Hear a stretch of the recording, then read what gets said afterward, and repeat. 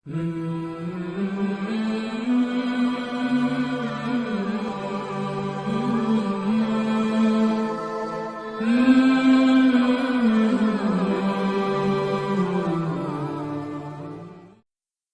billahi minasyaitonir rajim.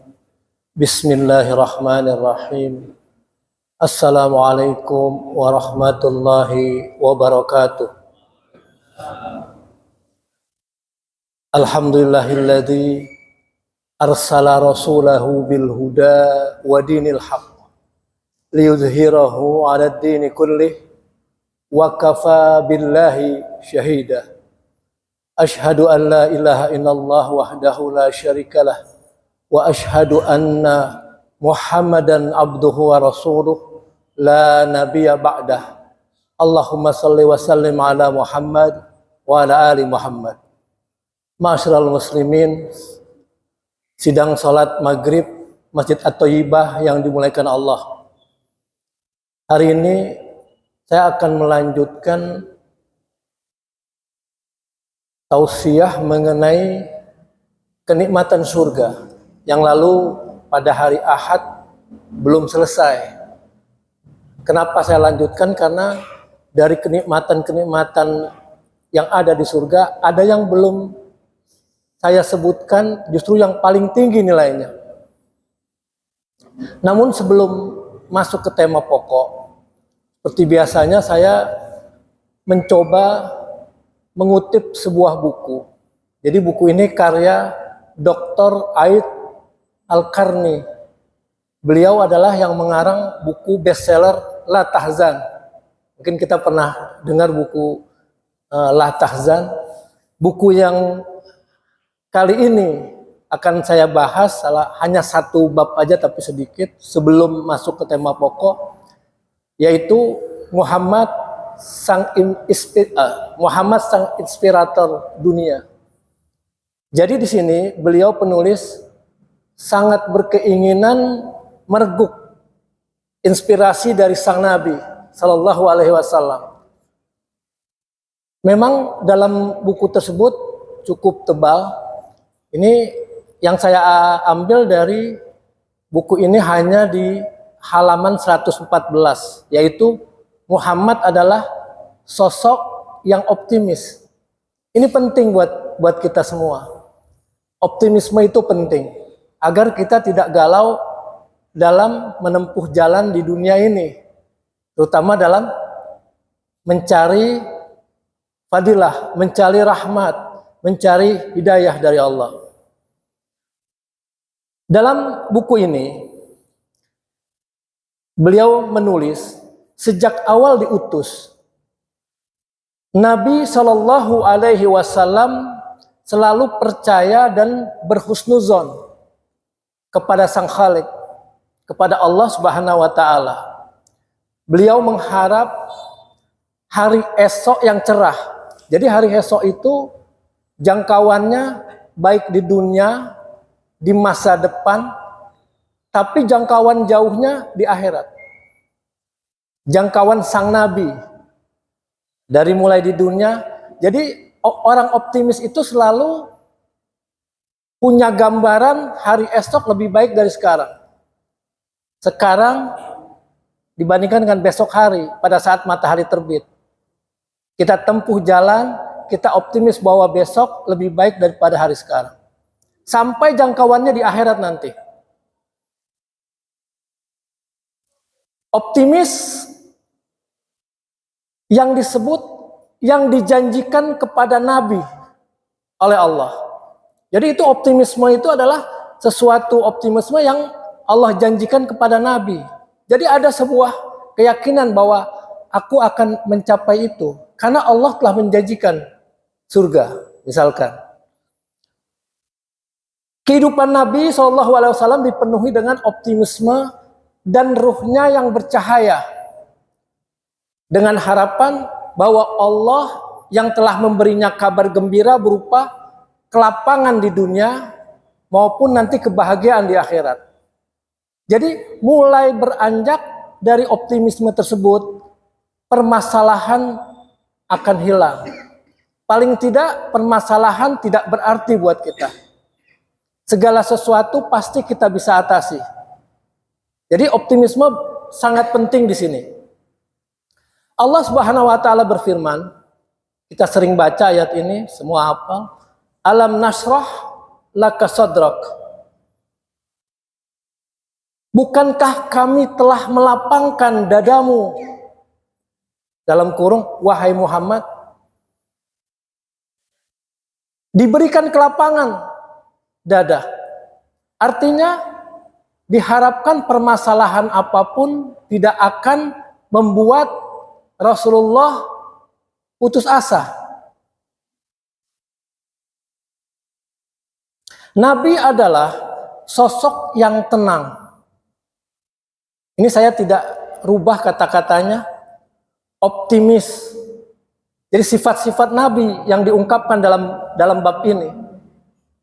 Murah senyum, beliau tidak mengenal putus asa, tidak mengenal kata gagal, beliau selalu maju dan berkelanjutan. Continuous. Tatkala malaikat gunung mendatangi Nabi Shallallahu Alaihi Wasallam untuk menawarkan agar dua gunung ditimpakan kepada kaum penduduk Mekah pada saat mereka menyakiti Nabi, melempari Nabi dengan batu. Apa yang dikatakan oleh Rasulullah dengan penuh harap dan optimis? Bahkan aku berharap Allah akan mengeluarkan dari keturunan mereka golongan yang menyembah Allah semata dan tidak menyekutukannya dengan sesuatu apapun.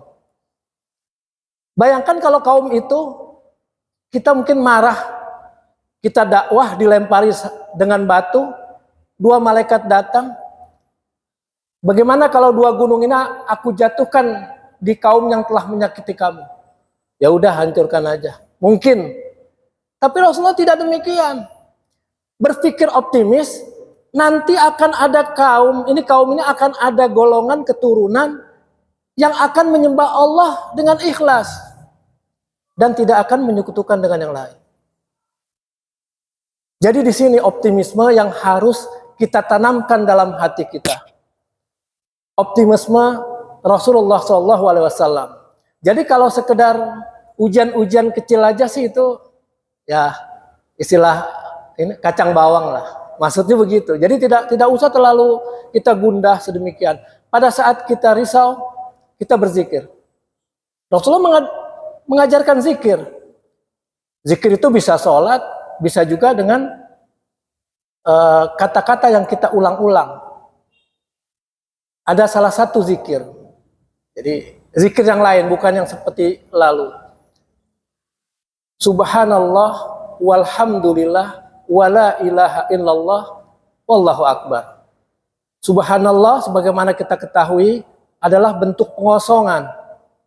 Kita kosongkan hati kita tentang sifat kita yang berpikir bahwa Allah itu tidak adil.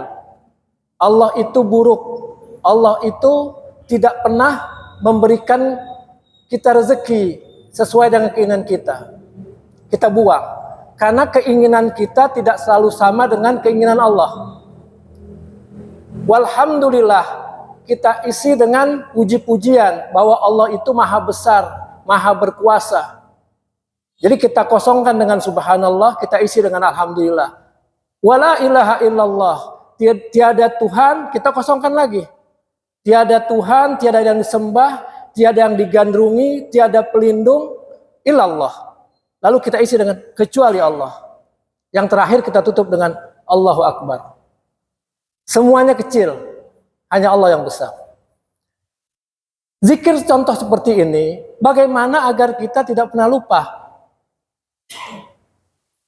Contoh, zikir ini kita gunakan pada saat kita berjalan. Pada saat melangkah, subhanallah, walhamdulillah, wala ilaha illallah, Allahu Akbar. Subhanallah, walhamdulillah. Jadi pada saat kita jalan, irama tubuh kita sejalan dengan zikir kita. Pada saat bersepeda, sama. subhanallah, walhamdulillah, wala ilaha illallah, Allahu akbar. Sambil nyetir, subhanallah, walhamdulillah. Jadi irama tubuh kita gunakan untuk pengingat zikir kita. Insya Allah kita tidak akan lupa zikir selama 24 jam. Ya.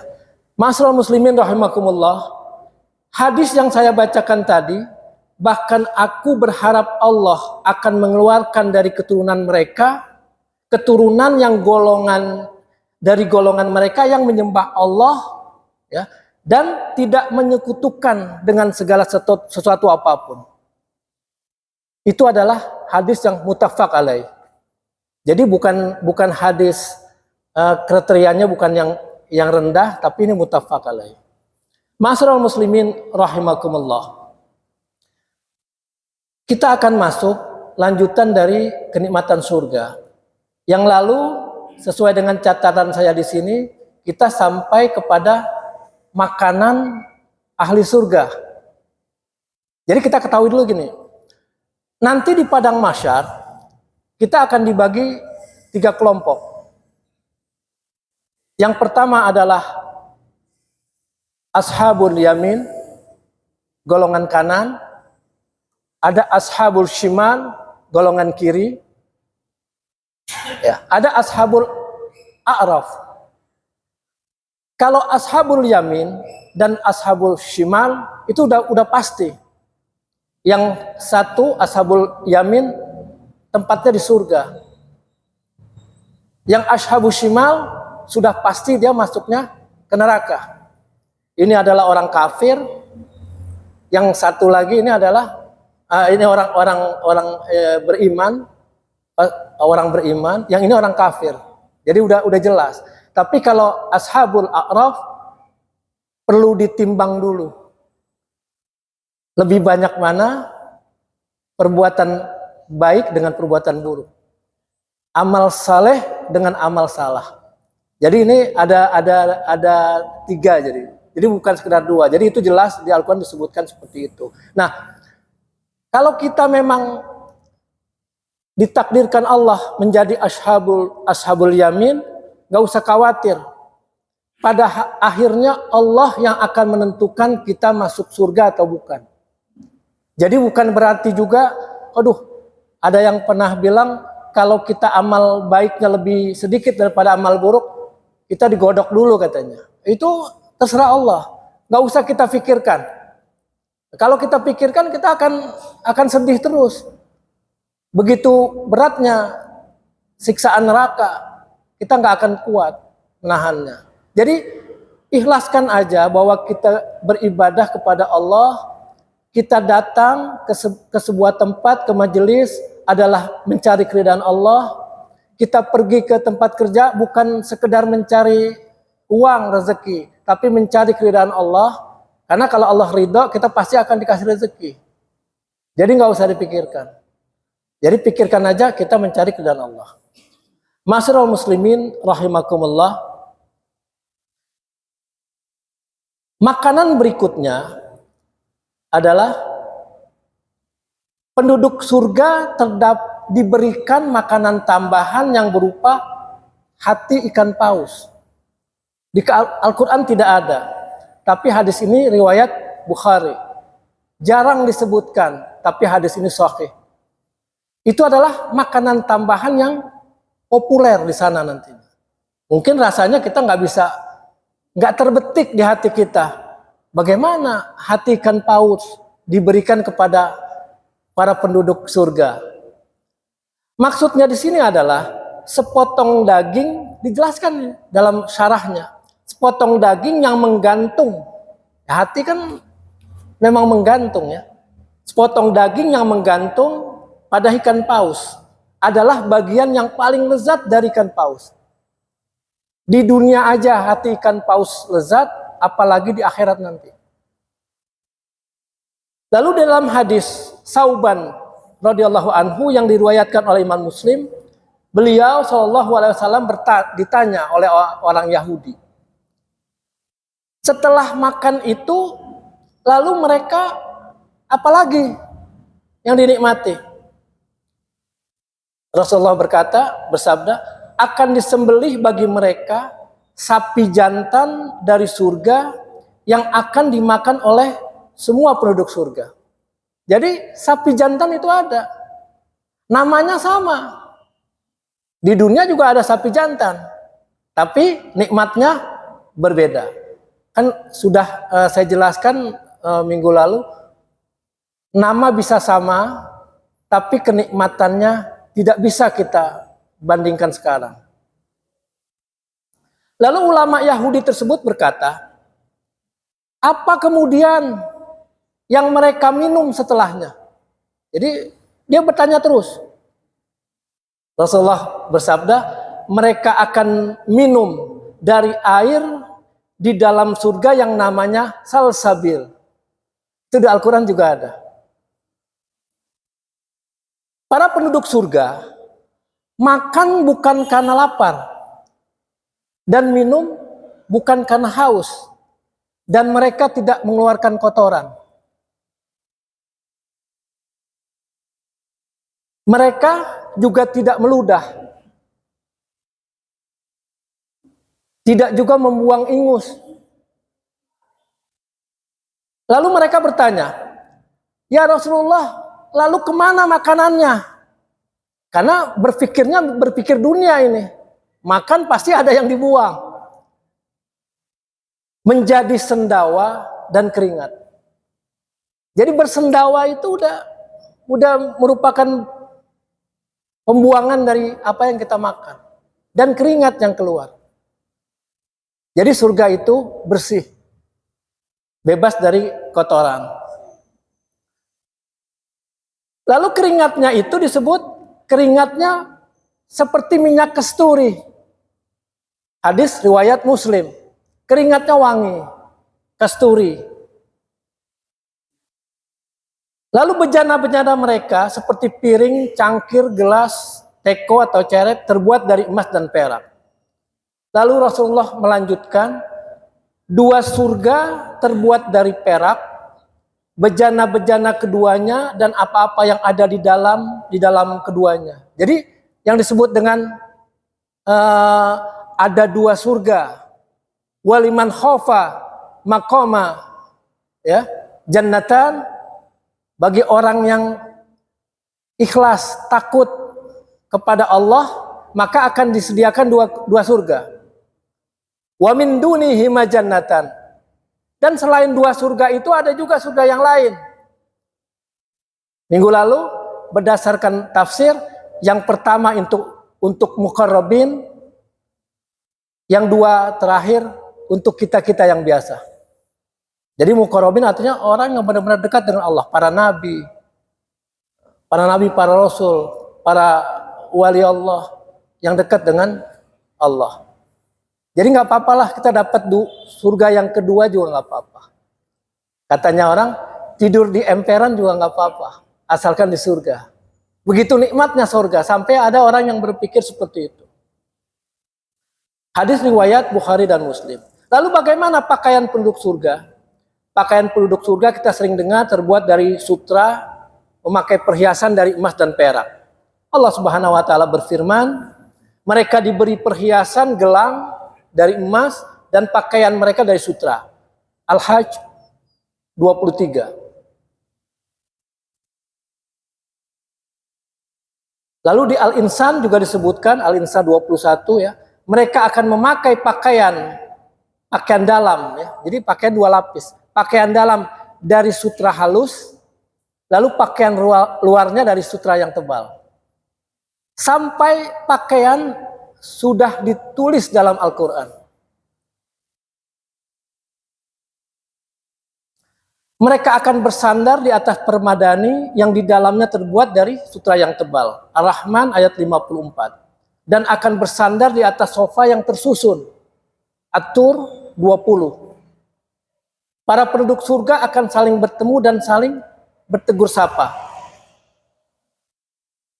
Dan mereka akan saling berhadapan dan saling bertanya. Mereka berkata, sesungguhnya kita dahulu di dunia, sewaktu berada di tengah-tengah keluarga, kita merasa takut dengan azab. Jadi orang yang takut kepada Allah, takut dengan azab Allah, pasti akan menjaga perbuatan kita yang buruk kita tidak lakukan. Akhirnya berada di surga. Maka Allah memberikan karunia kepada kita dan memelihara kita dari azab neraka. Sesungguhnya kita dahulu menyembah Allah, menyembahnya yang menyembah Allah. Dialah yang maha melimpahkan kebaikan dan maha penyayang. At-Tur 25-28. Selanjutnya, jamaah sekalian, kita masuk usia. Kita sering dengar bahwa di surga nanti tidak ada kakek-kakek, tidak ada nenek-nenek. Usia penghuni surga rata-rata berumur 33 tahun. Yadkhulu ahlul jannah al-jannata jurdan murdan mukahhalina abna'a salasin 30, salasin wasalasina 30 dan 3. Salasin wasalasina 30 dan 3. Penduduk surga akan masuk ke dalam surga dalam keadaan kulitnya tidak berambut, bersih, tidak berjenggot, dan sudah bercelak mata. Seperti manusia yang berumur 33 tahun. Hadis riwayat Tirmizi.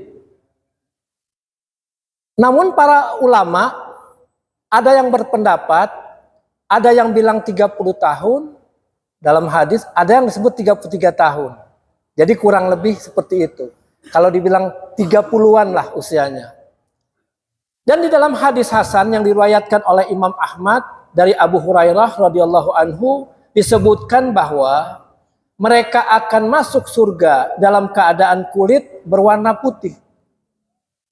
Jadi semua sama nanti kulitnya putih. Berumur 33 tahun dengan tinggi 60 hasta. Rata tingginya. 60 hasta. Satu hasta itu kata Rasulullah disebut dari siku ujung sampai ke jari. Jadi kalikan aja 60 kali ini. 60 hasta. Lalu Allah akan menikahkan para laki-laki penduduk surga dengan bidadari yang sempurna kecantikannya. Gak usah dibayangin seperti apa. Allah berfirman, wa zawwajnahum bihurin hin. Dan kami akan menikahkan mereka dengan bidadari. Quran surat Tur ayat 20. Dan yang dimaksud dengan hurin in, hur adalah wanita-wanita yang putih matanya sangat putih dan bagian hitamnya sangat hitam. Jadi putih dan hitamnya kontras. Lalu arti dari ain, hurin in, wanita-wanita yang lebar matanya. Jadi sudah matanya putih, hitamnya benar-benar hitam, dan matanya lebar. Allah menyebutkan bahwasanya bidadari-bidadari tersebut sebaya usianya sehat dan cantik. Kalau kita baca surat An-Naba 33 disebut montok. Ya, kita baca benar diterjemahkan di terjemahan surat An-Naba montok. Jadi kenapa kok mungkin nggak ada kata-kata lain, nggak ada kata-kata lain untuk menyatakan itu. Mereka diciptakan oleh Allah Subhanahu wa taala secara instan, secara langsung dalam keadaan perawan dan penuh rasa cinta kepada suaminya. Al-Waqiah, surat Al-Waqiah ayat 35 dan 37. Sangat cantik seperti mutiara yang tersimpan, yang tidak berubah warnanya. Al-Waqiah 23. Dan ada yang seperti batu mulia, dan mereka menjaga pandangan hanya untuk suaminya. Jadi selalu menundukkan mata kecuali kepada suaminya. Surat Ar-Rahman ayat 56 sampai 58. Kemudian para bidadari tersebut tidak pernah haid dan mereka bersih dari segala kotoran. Tidak akan meludah, tidak akan buang air kecil, tidak akan buang air besar.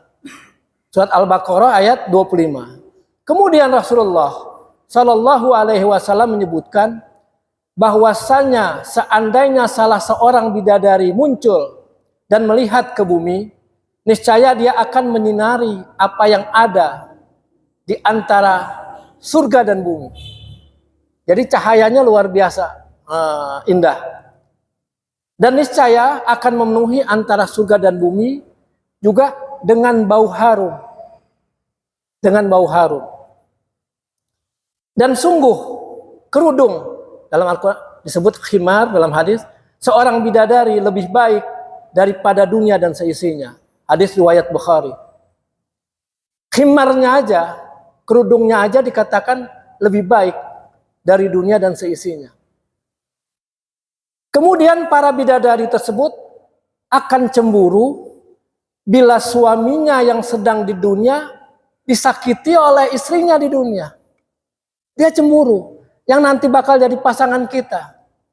Tapi nanti kita akan lihat bahwa pasangan kita di dunia apabila dia muslim, mukminah, maka dia akan jadi bidadari kita. Kalau nanti pasangan kita ternyata tidak mukminah, maka kita akan diberikan bidadari. Ini semua hadis sahih. Jadi masalah cemburu ini ada di hadis riwayat At-Tirmizi dan Ibnu Majah. Lalu lelaki penduduk surga akan diberi kekuatan 100 kali lipat dalam makan, dalam minum, dalam syahwat, dan dalam mendatangi istrinya. Hadis sahih riwayat At-Tabarani dalam Mu'jamul Kabir. Nah, ini yang saya bilang tadi, istri di dunia akan menjadi istri di akhirat apabila istri tersebut beriman. Jadi nggak usah khawatir. Kita akan bersama-sama di surga dengan istri kita. Tapi kalau istri kita tidak beriman, dia akan masuk neraka dan kita akan diberi hurin in, bidadari yang matanya bulat. Allah Subhanahu wa taala berfirman, surga-surga yang mereka akan masuk ke dalamnya dan juga orang-orang saleh dari bapak-bapak mereka, istri-istri mereka, dan keturunan-keturunan mereka. Jadi surga itu memang disediakan bukan hanya untuk kita sendiri. Kita akan memboyong bapak-bapak kita, ibu kita, istri kita, anak-anak kita. Asalkan sama-sama beriman. Lalu para penduduk surga akan dilayani oleh anak-anak muda yang Allah ciptakan dalam surga. Mereka akan sangat indah dipandang. Jadi nggak pernah terfikirkan, sangat indah kalau dipandang. Mereka akan indah dipandang dan banyak jumlahnya seperti mutiara yang bertebaran. Jadi nggak usah khawatir, nggak usah pikir di surga seperti apa aja kita diberikan. Surat Al-Waqiah ayat 17 dan surat Al-Insan ayat 19. Ini yang berikutnya yang harus kita imani dan kita bersyukur, kita syukuri bahwa sebagian besar penghuni surga adalah orang miskin. Ini hadis.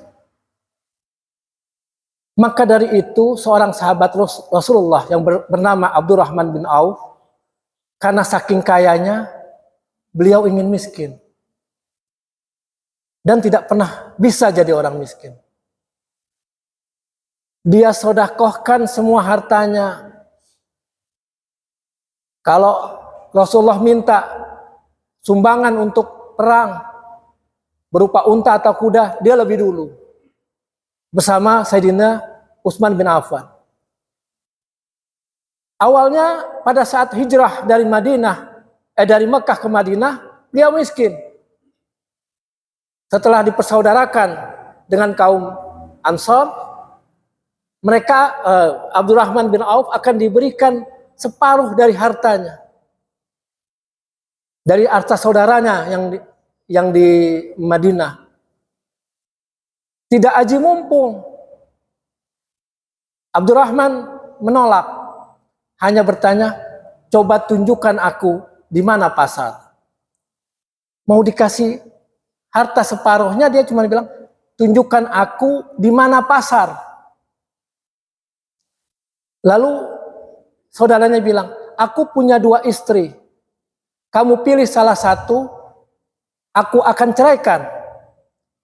Saat masa idahnya selesai, kamu boleh nikah dengan dia. Dia tolak.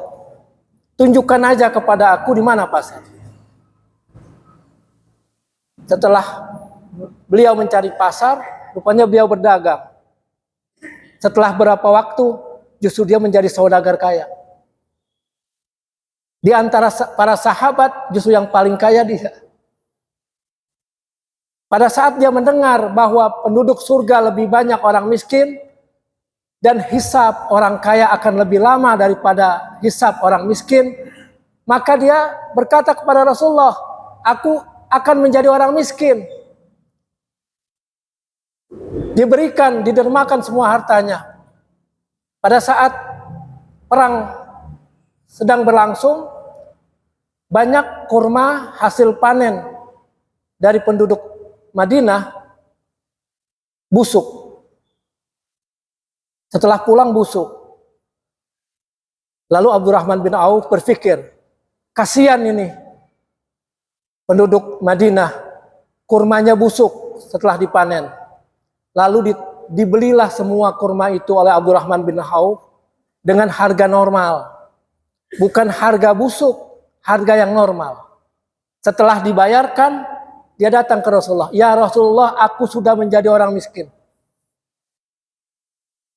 Beberapa hari kemudian datang utusan Raja Yaman yang mencari kurma busuk untuk obat penyakit menular yang sedang berkecamuk di Yaman. Obatnya hanya kurma busuk. Kurmanya Abdurrahman bin Auf dibayar oleh Raja Yaman 10 kali harga normal. Gagal jadi miskin. Lapor lagi ke Rasulullah, ya Rasulullah, aku gagal miskin. Jadi luar biasa, saking takutnya dihisap lama. Nabi Sulaiman pun begitu. Pada saat orang miskin datang menghadap Nabi Sulaiman, ya Rasulullah, engkau bahagia, hidupmu enak, hartamu banyak, istanamu megah, sedangkan aku miskin. Kata Nabi Sulaiman, kamu miskin, setelah wafat dibangkitkan, hisap kamu sebentar, hisap aku masih lama. Jadi itu semua pemikiran orang-orang yang berpikir tentang hari kiamat, berorientasi pada akhirat, pasti berpikirnya seperti itu. Maka sebagian besar orang yang memasukinya dalam hal ini surga adalah orang-orang miskin. Fakana ammatu man dakhalaha al-masakin. Masakin jamak dari miskin, artinya orang-orang miskin. Jadi banyak sekali. Hadis riwayat Bukhari dan Muslim. Yang terakhir, kenikmatan yang tiada taranya dan mungkin tidak terfikirkan oleh kita. Nikmat yang tadi saya sebutkan 2 hari ini tidak ada apa-apanya dengan nikmat yang akan saya sebutkan. Mungkin kalau saya tanya satu-satu, belum tentu ada yang tepat menjawab. Saya pun pada saat membaca hadis ini terkaget-kaget dan mikirnya agak lama. Apabila penduduk surga masuk ke dalam surga, maka Allah Tabaraka wa ta'ala akan berkata, apakah kalian menginginkan aku tambah kenikmatan kepada kalian? Dalam hadis. Lalu para penghuni surga berkata, ya Allah, bukankah engkau telah memutihkan wajah-wajah kami? Itu sudah sebuah kenikmatan. Bukankah engkau telah memasukkan kami ke dalam surga? Itu juga sebuah kenikmatan. Dan menyelamatkan kami dari neraka. Itu kenikmatan yang luar biasa. Lalu Allah pun menyingkap hijab. Maka mereka tidak diberi sesuatu yang lebih mereka cintai daripada melihat wajah Allah. Bentuknya nggak usah kita pikirkan, sesuai dengan kemuliaan Allah. Nggak usah kita pikirkan. Dan ini adalah kenikmatan penghuni surga yang terbesar. Ibaratnya nggak dikasih makan juga nggak apa-apa, toh mereka tidak pernah lapar. Tapi Allah membuka hijabnya dan penghuni surga bisa melihat wajah Allah, itu adalah kenikmatan yang luar biasa. Hadis riwayat Muslim. Allazina ahsanu al-husna wa ziyadah. Jadi bagi orang yang berbuat baik adalah satu surga, kedua tambahan. Ini surat Yunus nomor 26. Dalam tafsir disebut, tambahan yang dimaksud dalam ayat ini adalah memandang wajah Allah. Masya Allah. Sebagaimana tafsir ini dari para sahabat seperti Abu Bakar, Abu Musa al-Ash'ari, dan Huzaifah radhiyallahu anhu. Jadi para penduduk surga berdasarkan surat Yunus ini, surat Yunus ayat 26, akan sangat berbahagia dan wajah mereka berseri-seri ketika melihat wajah Allah Azza wa Jalla. Zat yang selama ini di dunia mereka imani, mereka sembah, padahal mereka tidak pernah melihatnya sebelumnya. Mereka taati perintahnya, mereka jauhi larangannya, mereka benarkan kabar-kabarnya, bersabar atas ujiannya, mereka baca dan dengarkan firman-Nya, mereka ikuti nabinya, menyeru kepada jalannya, merindukan kepada pertemuannya, liqa'a rabbih, pertemuan kepada Tuhannya, kepada Rabbnya, meski dengan kekurangan yang mereka miliki selama di dunia. Jadi surat Yunus 26 menurut saya walaupun pendek, maknanya sangat agung. Dan itu mudah-mudahan menjadi motivasi terbesar bagi kita. Kita berupaya untuk beribadah, mencari ridha Allah, dan kita akan mendapatkan surga, kita akan bertemu dengan Allah, dan Allah akan menyingkap hijabnya, dan kita akan memandang Allah. Saya rasa itu yang bisa saya sampaikan. Kalau itu benar, datangnya dari Allah.